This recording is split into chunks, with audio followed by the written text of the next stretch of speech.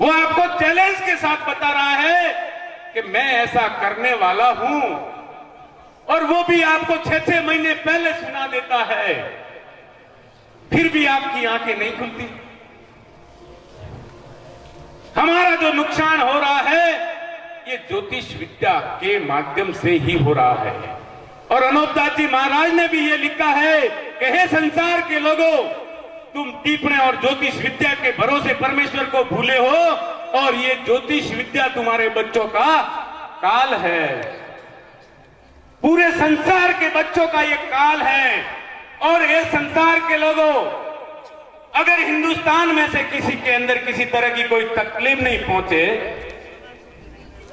तो इस जाल की खबर दूसरी विलायत के लोगों को देना। जाल कौन सा? जो जाल हमारा नुकसान कर रहा है, उसकी खबर देनी है हमको कि इससे संसार मर रहा है। ये 100 साल पहले कैसे लिख के एक आदमी हमारा भविष्य तय करता है? कैसे कर सकता है? इतने में से बैठे हो, मुरी राशि में क्या लिखा है? अब वो टीपना जैसा लिखा है वैसा ही आपके साथ में घट जाता है, वैसी बात आपके घर में हो जाती है। एक आदमी के लिखने से टीपना कौन लिखता है? आदमी लिखता है, परमेश्वर नहीं लिखता। भविष्य कौन लिखता है आपका? एक आदमी लिखता है। आपको पूरी जिंदगी में जन्म होते ही आपको कितने साल में कितनी तकलीफ देनी है और कितने साल आपको जिंदा रखना है, वो भी तय वो टिप्पणी करता है। आपका भविष्य, आप पैसे वाले बनोगे, नौकरी लगेगी, या गरीब बनोगे, या क्या रहोगे, कौन कौन सी दशा आपके ऊपर लागू होगी, वो भी एक आदमी तय करता है। और वो आदमी देखो 100 साल पहले एक लिख करके तैयार करके पूरा परफॉर्मा कि 100 साल में संसार में कौन कौन सी घटनाएं करनी है और किस किस को नुकसान करना है और कितने लोगों को मारना है, वो पूरा रिकॉर्ड 100 साल का बना के रख छोड़ते हैं, जिसको बोलते हैं सिक्की, जिसे शताब्दी पंचांग भी बोलते हैं। पंचांग का मतलब मैं आपको बता दूं, आप, पृथ्वी, तेज, वायु और आकाश, ये 5 है। तो उस पंचांग ने 5 को ही अपने कैद में कर रखा है, जिससे पूरे ब्रह्मांड का विस्तार हुआ है। उन 5 ही तत्वों को अपने कायदे में कैद करके रख दिया है, जिससे वो पूरा संसार उसमें कैद हो जाता है। अब ये जाल आपको 6-6 महीने पहले कानों कान सुना दिया जाता है। 6-6 महीने ये सुनाते हैं ब्राह्मण लोग कि इस बरस में अकाल पड़ेगा, फलाना खंड खाली रहेगा, फलानी बीमारी फैलेगी, फलानी जगह भूकंप आएगा, वहां तूफान आएगा, अतिवृष्टि होगी, फलाना होगा, ये आपको कानों कान सुना देते हैं। और आज पूरा संसार लिखे हुए पर भी चलता है। कभी ये भी नहीं सोचा कि एक आदमी के लिखने से सच कैसे हो जाता है, लिखा हुआ सच कैसे हो जाता है। मैं अगर एक आग लिख करके रुई में डाल देता हूं तो क्या रुई जल जाएगी? नहीं जलेगी। जब वो लिख रहा है अगला और वो सच्चा हो रहा है तो इसके पीछे क्या लॉजिक है, उसको पकड़ना जरूरी है। एक अपने परिवार में एक बच्चा जन्म लेता है, उसके जन्म लेते ही उसके माता पिता सीधे ब्राह्मण जी के पास में पहुंचते हैं कि ब्राह्मण देवता, इसके नक्षत्र देखो, इसकी स्थिति देखो और इसका नामकरण करना है। तो टाइम के हिसाब से वो नामकरण भी देता है। तो आपका कौन देता है बच्चे का? टीपणा देता है। बच्चा जब जवान हो जाता है, शादी की उम्र हो जाती है और बच्चे बच्ची की शादी करने को आप तय करने जाते हैं, तब मान लो दोनों रिश्तेदार आपस में बिल्कुल आपके मन मिल रहा है, लड़का लड़की को पसंद है और दोनों में बात तय हो जाती है। फिर जाते हो आप पंडित जी के पास में, तो पंडित जी कहते हैं कि इसका तो नामा जोड़ा नहीं मिलता है। तो आपकी शादी भी कौन कराता है? टीपणा। टीपणा कराता है शादी, और मरने के बाद भी ये टीपणा आपका पीछा नहीं छोड़ता, क्योंकि ये 5 से 10 लाख रुपया आपसे खर्च करवाता है। जैसे ही हमारे बुजुर्ग पिता वगैरह कोई भी देहात हो जाती है देन, तो हम सीधे पंडित जी के पास में जाते हैं और उनको 12वें का हाल पूछते कि इनका 12वां कौन सी तारीख को रखता है। तो वो 12वां भी आपका टीपणा तय करता है, और 12 दिनों के अंदर आपसे कम 5 लाख रुपए नॉर्मली वो आपसे खर्च करवाता है। फिर बनियों के जाल को तुम सर आंखों से काम में लाते हो और 84 लाख कुंडियों को सर के ऊपर उठाते हो। प्रमाण के सहित मैं आपको बताता हूं, अगर आपने नहीं देखा हो तो 12 दिन आपके घर में जब भी कोई मौत होती है तो गरुड़ पुराण का वाचन किया जाता है। अलग जातियों में होगा नहीं होगा सिस्टम मुझे पता नहीं, लेकिन हमारी राजपूत जाति में ये सिस्टम है। तो 12 दिन तक वो गरुड़ पुराण चलती है कि अब तुम्हारे पिताजी वैतरणी नदी में फंस गए हैं, इसलिए उनको वहां से बाहर निकालना है, इसलिए आपको दान पुण्य करना पड़ेगा। तब आप उसको दान पुण्य करते हो। फिर वही जाल की किताब 12वें दिन उसके बच्चे के सर पर रख करके वो गरुड़ पुराण जो 84 की नकल है, जो 84 का भेद है, आपको सीधी 84 पर पहुंचाती है। उसको सर आंखों से काम में लाते हो, सर पर रख करके दरवाजे तक उस ब्राह्मण पंडित को आप छोड़ने जाते हो। ये 84 लाख कुंडियां आपके सामने पड़ी है, ये जाल आपके सामने पड़ा है, लेकिन ये सच्चा कैसे होता है इसको आपको समझना बहुत जरूरी है। लिखा हुआ सच्चा नहीं होता है। एक शादी की होती है और अपन पत्रिका देते हैं तो मैं पत्रिका तो सारे गांवों में मैं भेज देता हूं, मेरे जहां भी रिश्तेदार होते हैं वो पत्रिका मैं भेज देता हूं, लेकिन पत्रिका मात्र भेजने से मेरे घर में शादी नहीं होगी। 1 महीना पहले मुझे उस शादी के लिए तैयारियां करनी पड़ेगी, और वो शादी के दिन आने तक सारी व्यवस्था मुझे करनी पड़ेगी, और कम से कम 10 से 20 लाख रुपए खर्च करने पड़ेंगे जब वो शादी संपन्न होगी।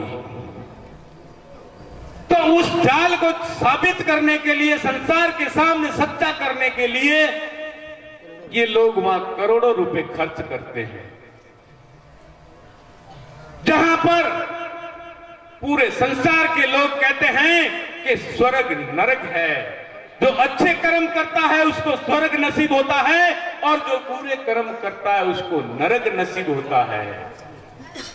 तो भाई फिर 2 मालिक हो जाते हैं, एक स्वर्ग में बैठा हुआ मालिक और दूसरा मालिक सबके घर के अंदर बैठा है।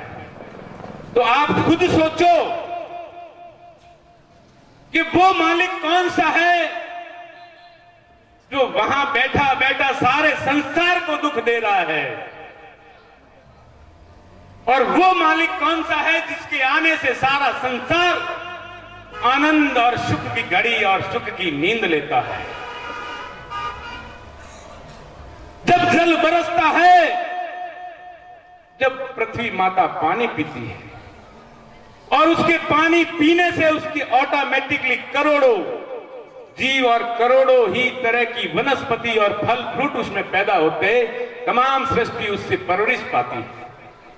ये मालिक तो ऐसा है, दयालु है, और तमाम सृष्टि के जीवों पर दया और रक्षा रखता है, और हमेशा ही अपनी कृपा रखता है।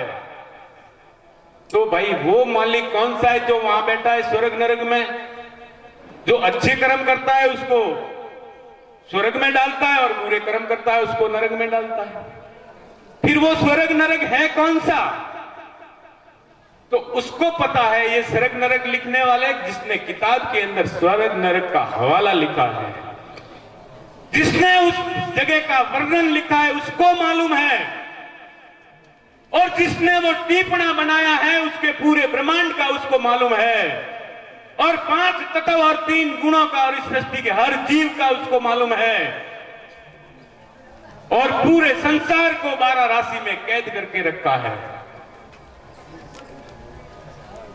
ये बारगड़ी जो होती है ना, पूरी बारगड़ी को 12 राशि में कैद करके रखा है। उस राशि से कोई भी आदमी वंचित नहीं रह सकता, क्योंकि आपका मन और मता उस टीपणे के कब्जे में है। अगर प्रैक्टिकल देखना चाहो तो हमेशा आज सुबह का अखबार आप पढ़ लेना, जिसमें आपकी 12 राशि लिखी आएगी। उसमें यह लिखा होगा कि आज के दिन तुम्हारे घर में ये तकलीफ आने वाली है, या तुम्हारा किसी से विवाद होने वाला है, तो 12 राशियों के ऊपर वहां पर पाप चलता है। वहां पाप चलने की वजह से वो लिखी हुई हर बात सच्ची हो जाती है। और वो संसार को छाने नहीं मार रहा है, आपकी आंखों के सामने मार रहा है, और आपको चैलेंज ठोक के मार रहा है, और हमेशा आपको लिख के बता रहा है वो कि कल मैं ऐसा करूंगा। अगर आप रोक सको तो रोक लो। वो आपको चैलेंज के साथ बता रहा है कि मैं ऐसा करने वाला हूं, और वो भी आपको 6-6 महीने पहले सुना देता है, फिर भी आपकी आंखें नहीं खुलती। हमारा जो नुकसान हो रहा है ये ज्योतिष विद्या के माध्यम से ही हो रहा है। और अनोपदास जी महाराज ने भी ये लिखा है कि हे संसार के लोगों, तुम टीपणे और ज्योतिष विद्या के भरोसे परमेश्वर को भूले हो, और ये ज्योतिष विद्या तुम्हारे बच्चों का काल है। पूरे संसार के बच्चों का ये काल है। और ये संसार के लोगों, अगर हिंदुस्तान में से किसी के अंदर किसी तरह की कोई तकलीफ नहीं पहुंचे, तो इस जाल की खबर दूसरी विलायत के लोगों को देना। जाल कौन सा? जो जाल हमारा नुकसान कर रहा है, उसकी खबर देनी है हमको कि इससे संसार मर रहा है। ये 100 साल पहले कैसे लिख के एक आदमी हमारा भविष्य तय करता है? कैसे कर सकता है? इतने में से बैठे हो, आदमी कल का नहीं बता सकता है, तो वो 100 साल पहले लिख करके हमारे बीच में छोड़ता है, और हर साल उसके माध्यम से नए टीपणे बनाता है, और पूरी दुनिया में उन टीपणों को फैला देता है, और पूरे संसार को 12 राशि में कैद करके वहां पर होम आहुति। वो मालिक जो तीसरा, जिसको संसार को स्वर्ग नरक सुझाया है। क्या सुझाया है? स्वर्ग नरक जिसको दुनिया बोलती है, जिसको दोखस बहिष्ट बोलती है, जिसको जन्नत बोलती है, जिसको हेवन हेल बोलते हैं, वो जगह पाप करने का अड्डा है। और वहां से ही हर लिखी हुई बात को ये सच्चा करते हैं, और उसके लिए हर साल इनको करोड़ों रुपए खर्च करने पड़ते हैं। हम सभी को अभी एक ही बात को लेकर आगे बढ़ना होगा कि हमें बहुत जल्दी हिंदुस्तान या भारत सरकार से या सुप्रीम कोर्ट से इसकी जांच करवानी है, टीपणा और सिक्की कि साहब ये आदमी लिखता है, परमेश्वर कोई किताब पोती नहीं लिखता है, तो ये लिखी हुई हर बात सच्ची कैसे हो जाती है? ये बात फौरन ही उस लोगों के समझ में आ जाएगी। अगर कोई मुजरिम है और मजिस्ट्रेट उसको फांसी की सजा सुनाता है, तो फांसी की सजा उसके कागज के ऊपर लिखने मात्र से उसको फांसी की सजा नहीं होगी। उसके लिए प्रैक्टिकल उसको पुलिस के माध्यम से फांसी के तख्ते पर ले जाया जाएगा, वहां उस जल्लाद को बुलाया जाएगा, फिर फांसी का फंदा उसके गले में डाला जाएगा। जब उसको फांसी लगेगी, खाली कलम से लिखने मात्र से फांसी नहीं लगती, तो खाली कागज में कलम मात्र से लिखने से